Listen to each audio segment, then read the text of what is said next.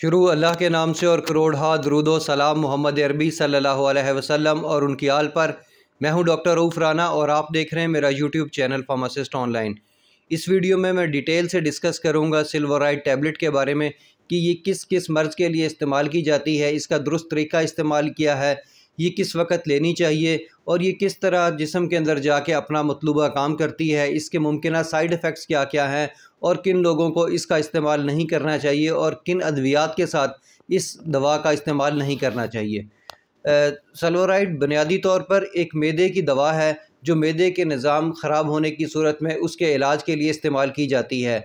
ये अमूमी तौर पर उन मरीज़ों में दी जाती है जिनके अंदर जो मैदा होता है या पेट है उसका अफारा होता है, उसमें जलन होती है, उनका निज़ामी इंहिज़ाम दुरुस्त तरीके से काम नहीं कर रहा होता या सुस्त रवि का शिकार होता है, या ऐसे मरीज़ जिनमें मैदे में जलन महसूस हो रही होती है उनमें इस दवा का इस्तेमाल करवाया जाता है, या ऐसे मरीज़ जिनके अंदर गैस्ट्रोइसोफेगल रिफ्लेक्स हो रहा होता है, यानी उनका जो खाना है वो ऊपर की तरफ खुराक की नाली की में आ रहा होता है, उन लोगों को भी इस दवा का इस्तेमाल करवाया जाता है, या ऐसे मरीज़ जो मोशन सिकनेस का शिकार हों उनको भी इस दवा का इस्तेमाल करवाया जाता है।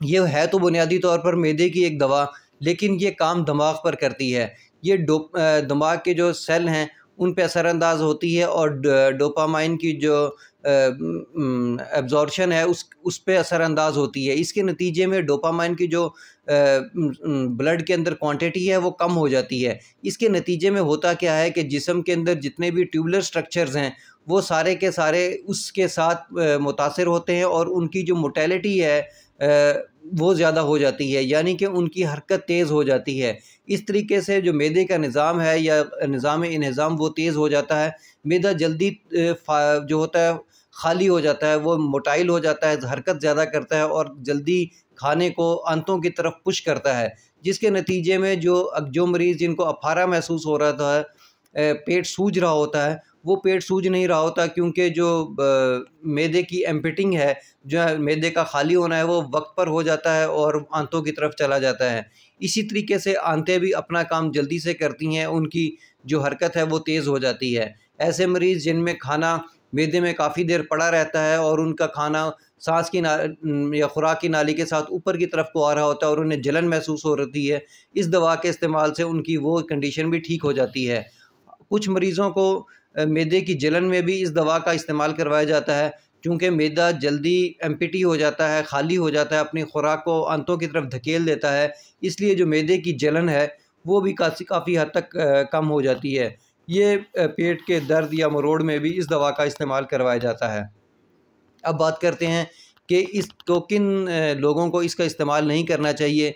ऐसे लोग जो जिगर के अर्ज़े में का शिकार हों, या ऐसे लोग जो गुर्दे के अर्ज़े का शिकार हों, उनको इस दवा का इस्तेमाल अपने डॉक्टर की हदायत के मुताबिक ही करना चाहिए।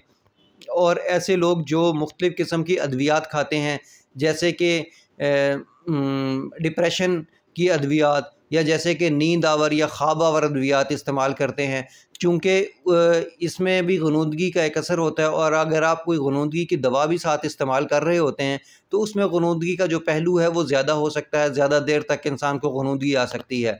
इसी तरह बाज़ एंटी एलर्जिक अद्वियात के साथ भी इसका जो इस्तेमाल है नहीं करना चाहिए, क्योंकि इससे भी ग़ुनूदगी में इजाफ़ा हो सकता है। अब बात करते हैं कि इसके मुमकिन साइड इफ़ेक्ट्स। एक तो जो छोटे मोटे साइड इफ़ेक्ट्स हैं वो तो वही है, दिल घबराना, मतली की कैफियत होना, जिस्म पे ख़ारिश होना, मुंह का खुश्क होना या मुंह का जायका तब्दील हो जाना, ये इसके आम से साइड इफ़ेक्ट्स हैं।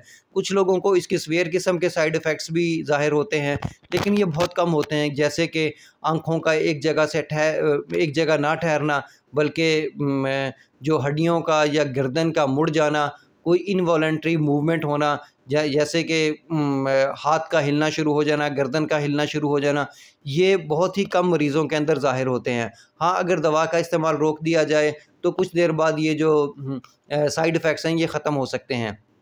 इसी तरह ऐसे मरीज़ जो राशा की बीमारी का शिकार हों उनको इस दवा का इस्तेमाल नहीं करना चाहिए। अब बात करते हैं कि इसकी डोज़ कितनी है। ये डोज़ डॉक्टर जो है आपकी उम्र, आपकी बीमारी की कैफ़ियत को देखते हुए, आपके जिस्मानी वज़न को देखते हुए इस दवा का इंतख़ाब करेगा। ये दवा 25 mg और 50 mg दोनों में दस्तयाब होती है। कुछ मरीज़ों में 25 mg दी जाती है, कुछ में 50 mg दी जाती है। बाज़ कंडीशन के अंदर ये 2 दफ़ा दिन में दी जा सकती है। ये दवा खाने से 30 मिनट पहले इस्तेमाल करनी चाहिए। जैसे ही आप खाना खाना हो तो 30 मिनट पहले ये दवा खा लें, उसके बाद खाना खाएँ। मुझे उम्मीद है कि मेरी ये मालूमात आपके लिए फ़ायदेमंद होगी। अल्लाह आपको और आपके तमाम अहले खाना को सेहत वाली ज़िंदगी अता करे। अल्लाह हाफ़िज़।